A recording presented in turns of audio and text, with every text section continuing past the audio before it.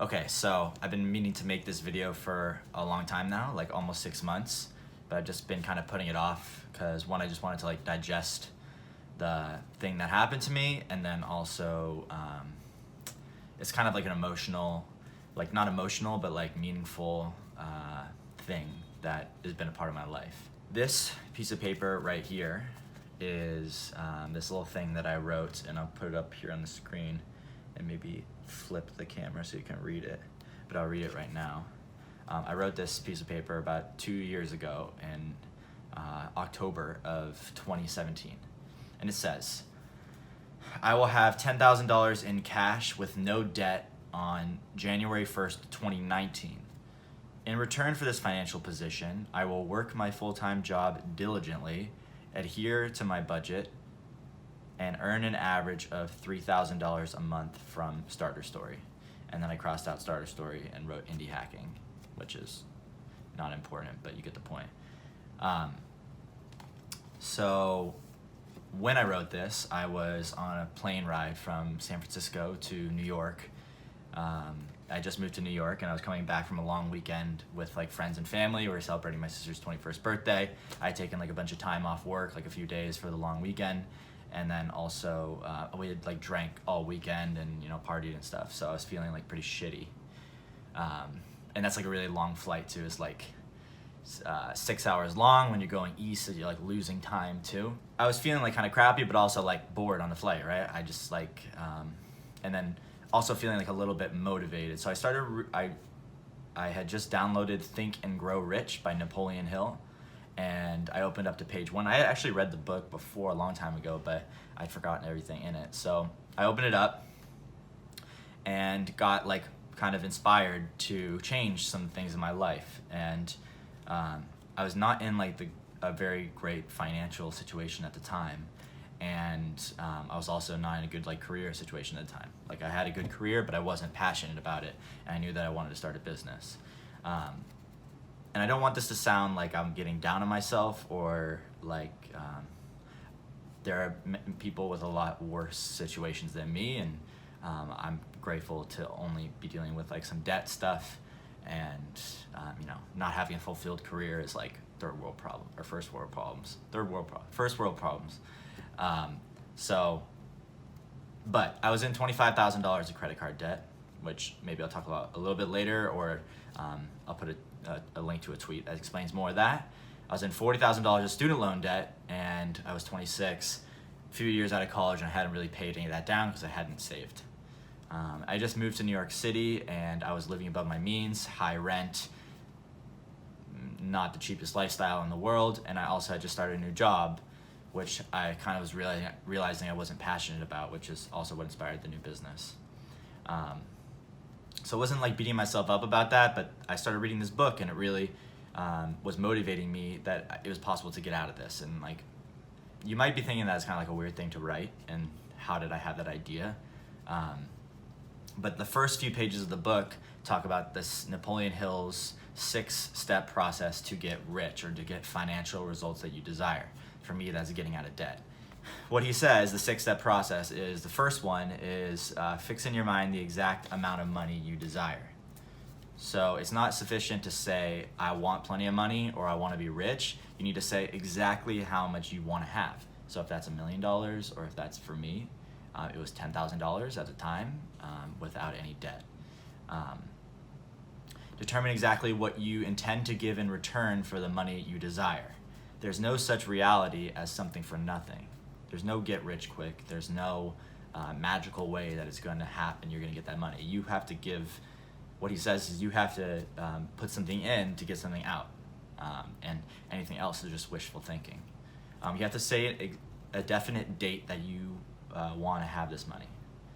And then you need to create a definite plan how you're going to get there. It's not as much as how, like, the work or what you intend to give in return. You need like an actual plan of action to get there as well. And then the last piece is read your written statement aloud twice daily. As you read, see, and feel and believe yourself to be in that financial position. So that's like the visualization. So I say to read it twice daily, which is one of the important pieces of having the physical piece of paper. So I got off the flight, and I had written it on my phone at the time, but I got off the flight and I wrote it down on a piece of paper and wrote it very neatly, I guess. So yeah, it's gotten some wear and tear, as you can see. Like I put the nail, like when I hung it next to my bed, so I hung it next to my bed so I would see it every day, and the nails like went there, but like over time, like the wind kind of like knocked it off, or it got ripped off a few times, so you can kind of see the wear and tear that went through, and it's just like kind of falling apart here, but I still have it. So yeah, I said $10,000 in cash, and I was also, keep in mind that I was in $65,000 of credit card and student loan debt. So I had to make $75,000 profit. So after, paying off like all the loans and everything, and all the expenses that I still had, I had to somehow get that much more money through. The other piece is, or the second piece is, what are you going to give in return for that money? So instead of just wishful thinking, I said, I'm going to keep working my full-time job diligently. I got this new job, but I need to, it's a good salary, and that's going to be one of the ways that I get out of this financial situation. And then follow a serious budget. So I needed to save more money. That's going to be the other way that I can make more money or pay off these credit cards, is save more money and spend less. And then the last one, with the third way to make more money for me, was side project. And my goal was to make $3,000 a month on average, which I'll talk about in a second. And I stated the date. I said January 1st, 2019, and that was about 15 months from when I made the statement. So I can't really remember why I made it that date, but I think I just realized I needed to get through the end of the year, and then I'd have a full year to get to that point that I wanted to get to. And then the fourth thing being, you need a definite plan. So I created a spreadsheet and I ran these numbers. I actually plugged the numbers in. What's my salary? How much can I save? What's my expenses? And what does $3,000 a month for my side project mean? And that pretty much got me to, with the debt included, it got me to $10,000. But everything would have to go perfectly to get that, right? I kind of realized at the time that that probably wasn't going to happen, but at least I had some sort of structure to do that. And I wrote it down, obviously. That's the fifth one. And then the sixth one is read it aloud twice a day. I didn't actually read it aloud twice a day. At first I did, but I just had it hung next to my bed, so I was forced to really look at it all the time. And like, I didn't really have anything in my room at the time. It was just the only thing on my wall because I just moved there. So, yeah. So after that point, I just put my head down and started working. And I don't want to say that I became like a different person and turned around overnight. Like I was still in that same situation, but at least I had this kind of plan. At least I had this piece of paper that was reminding me that I needed to keep putting in work and getting past that. And another thing that I want to say is that like, it was kind of weird for me at first to have this piece of paper, because I made a lot of goals like this before. It's not the first time that I wanted to get out of this financial situation, right? But I always had these goals, budget goals, side projects, startups, whatever. But they usually never materialized. So I think one piece about that was actually, right, it was hard for me to put this on a piece of paper. And like when friends or family came into my room, I would like hide. I would take it off the wall and I would hide it because I didn't want people to see it and ask me about it, because I just didn't really. It was so early, and where I was at the time, like my starter story, keep in mind, was my online businesses were $0 a month. I wasn't making any money on the side, and I also was nobody, like in terms of like audience or anything like that. Like no one knew about me. I was just a random person on the internet that was just trying to make something. So I was self-conscious about these goals, and I thought people would think I was weird. It's kind of like sociopathic in a way, like to write something like down like this, and like the way that it's worded is very it's weird. Like it's kind of weird, but this is what Napoleon Hill said to do, and this is what I decided. Okay, maybe this is what's gonna make me do it. So but over time people just ended up seeing it and asking me about it, and it wasn't a big deal. I never really like made public or anything like that. I never tweeted about it before. This is the first time I'm talking about it, but having people see it was like, it was helpful to like actually put that in the world. Like, this is what I want to do, and this is my goals, and having friends and family know that was helpful. So like I said before, Starter Story wasn't monetized at the time, wasn't making any money. The only thing I knew is that it was possible to make $3,000 a month. Like, I just knew that it was possible, an average of $3,000 a month. So keep that in mind, is that with the numbers that I ran to get to the 10K that I wanted, it was that I had to make $3,000 a month on average. So if I didn't make $3,000 a month in the first month, I would have to make up for that in later months. So I had to make $6,000 in a later month, and $0 if I made $0 in the first month. So it wasn't to get to 3,000. It was to have an average of $3,000 a month. And it wasn't realistic. It's not realistic at all. But I really do think that you need to set bigger goals than you think are realistic, because if I had set it for 1,000, then maybe I would have only got to $300. But that's another story, and I'll talk about it a little bit later. But yeah, I just kept working, and I slowly chipped away that goal. And I'll show a graph right now. This is the revenue for my side project, and you can see it slowly going up. And in December, it got past $3,000 a month, and it never actually made $3,000 a month on average, but that's okay. It was a lot closer than I think it would have been possible if I didn't set that $3,000 goal. And you can see the red line there. That is that's the 15-month period right there where I turned, where it became something. Another thing is that I need to get better at saving money. So I created this spreadsheet, and I tallied up my expenses, my pay, my extra income that I was getting, my expenses, my rent, and everything. And I looked at that every 2 weeks and paid off my credit cards as fast as I could do it, like basically keeping my cash balance in the bank as paycheck to paycheck as much, and just taking all the extra money and just putting it into the credit cards, because I had to get out of that because it's interest and all that. I'm not proud of this credit card thing, by the way, but I have to own it. So yeah, I did that, and then again, just kept working towards those goals, like small wins, paying off this credit card here, that credit card there, business success, full-time job success, whatever. And this isn't a video about how I did it, because I think that I'll link some other things you can see, like more of the specifics about how I grew the business. But the main point that I want to say is that I just kept working hard, and there's really nothing else to say about that. And some good things happen, some bad things happen.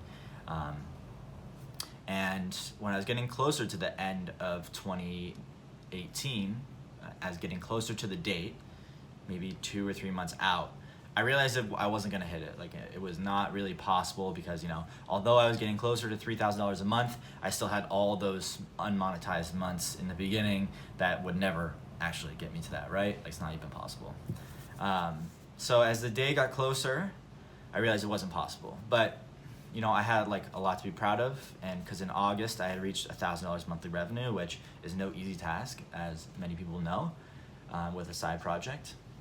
And I had paid off all my credit card debt. All $25,000 had been paid off. And then in October 2018, I quit my full-time job, and that was a big, big thing. And all those things were really big for me. And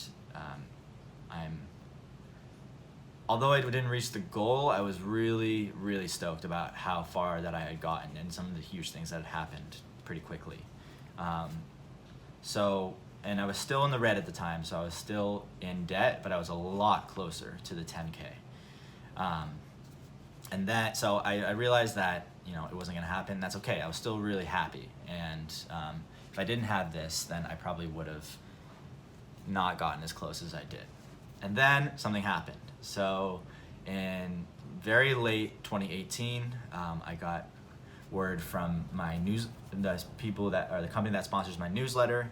I started talking to them, and they had offered that they want to sponsor the entire website, like exclusively. and they wanted to sponsor it for a whole year.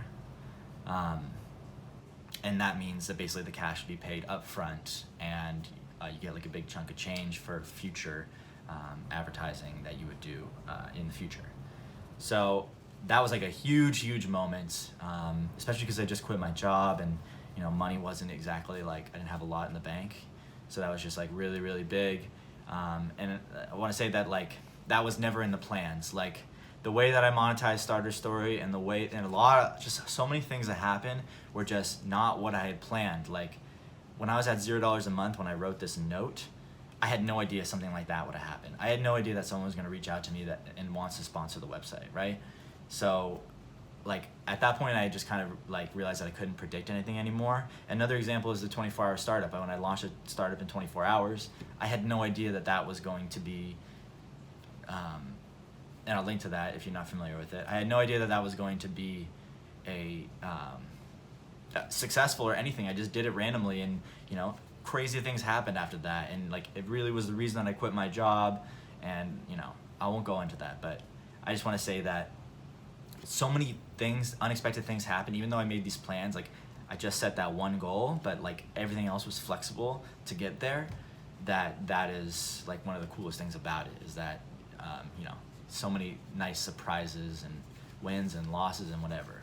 So the only thing that did stay constant during that time when I kept this note is that I was just working, always working on it every day, being consistent and working on it. So I got the check, I got the money, and I ran the numbers, and I realized that I was at $5,000 in cash. So I didn't make it, but I was so happy about that because it was so unexpected. And it's not, the goal was just $10,000 in cash. It wasn't anything to do with, there was a revenue goal there, but the main goal was how much money I wanted to have. And even though that the check that I got was for future money, it still was cash, right? It still was so close to that crazy goal that I had set. And I was just happy that I was that close, and I was grateful about it. And I just, deep down, like that is the goal that I set, but I didn't know that it would be possible to get there or that close. And I was just still surprised by that. And then it happened again, another super lucky thing. Right at the end of 2018, my old coworker texted me, and he said that the startup that we used to work for when I was in Silicon Valley, before I was an engineer, before anything, we worked for this company that had just filed for IPO. They were a startup back then when we worked for them, and now they were ready to go public. And I had bought some stock options from them, but I didn't really think anything was going to come out of it. Like most companies don't go public, and even if they do, like your payouts are really never that great. There's different classes of stock options. So he texted me, and I didn't really think that much about it again, but it happened really quickly. And like 2 weeks later, with not much notice, they were ringing the bell on the New York Stock Exchange, and that was a moment where I had reached the $10,000 goal, and not only reached it, but like blew past it. And we're just like, I went through my bag at the time, and because I just moved back to my mom's place from New York City because I had quit my job, and I found this note, and I just like, it was like such a great accomplishment, and it was just a really good feeling to reach that goal that I had set so long ago, before any of the success or before anything. So yeah, and I don't want to say that the stock options and IPO is so lucky, and it has nothing to do with my success, and it's really not that much hard work. So I don't want to be bragging about that or anything like that. But I do think that it shows that, if you work hard, and there's also a luck component to everything. Getting lucky is just part of it. It's, it happens or it doesn't happen. But if I didn't work hard, maybe I got lucky, or maybe I wouldn't. So yeah. So yeah, really that was just kind of the icing on the cake, and that was amazing. And so what did I learn through this piece of paper is that like visualization is everything. So what you visualize to be possible, and what your goals are will naturally become your reality over time. So you can't set a goal for tomorrow that's $10,000 or whatever your goal might be, but if you set it in the future and you keep looking at it, it will become true. And I really, really, truly believe that, because looking back in my life, there are other things that I did, and I don't want to make it sound like I'm really successful at anything, but for example, when I decided to run a marathon for the first time, I visualized it and planned it and set the goal, and it happened, and I finished it. And I think, anything you visualize, you can get. So if you visualize your promotion, you're gonna get it. If you visualize quitting your job and going on, running your own business, you're gonna do it. But I also think it goes the other way. Like, if you can't visualize your project, like your side project making money, then it's not gonna magically monetize itself. And if you visualize your relationship or a date you went on, or a date you're gonna go on going poorly, then it's gonna go poorly, and what you visualize will become your reality. So, and that's something that I'm certainly guilty of in a lot of other ways, is that kind of pessimistic or negative visualization is very real too.